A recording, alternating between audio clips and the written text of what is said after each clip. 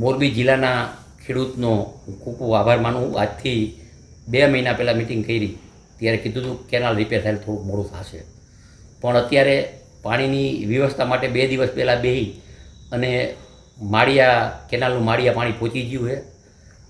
મચ્છુમાં પાણી થોડું ઓછું આવે એ વધે એના માટે પ્રયત્ન છે. આજે સાંજે બ્રાહ્મણી આખી ભરાઈ જશે. ટાંકીથી પાણી આવે એટલે મોરબી તાલુકો 150 કિલોમીટર થાય, એટલે ટાંકીથી પાણી આવે બ્રાહ્મણી આજે સાંજે ફૂલ ભરાઈ જાય એટલે આજે રાતે બ્રાહ્મણીનું પાણી છોડી દેશે. એટલે મોરબી તાલુકાના ખેડૂતને એ બ્રાહ્મણીનું પાણી મળી જશે, માળિયા તાલુકાને મળી ગયું. અને જે મચ્છુમાં પાણી આવે છે એ વધારે આવે અને કઈ રીતે એ ગામડા મચ્છુમાં પાણી આવે એના પ્રયત્ન છે.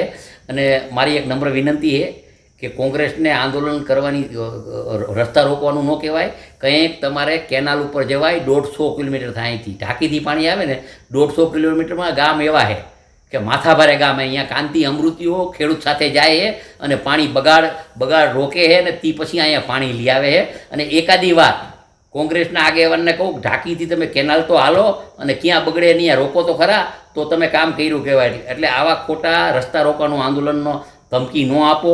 પાણી આજે 8 વાગે બ્રાહ્મણી ભરાઈ જશે અને પછી બ્રાહ્મણી આખી ભરાય પછી જ મોરબીને ખેડૂતને પાણી મળે. એટલે આજે રાતે બ્રાહ્મણીનું પાણી છોડી મૂકશે.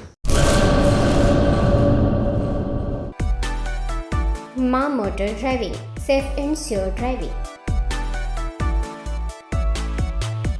ડ્રાઇવિંગ એ શોખ સાથે આપની મોટી જવાબદારી પણ છે. અમારા ઇન્સ્ટ્રક્ટર દ્વારા સચોટ અને સરળ માર્ગદર્શન.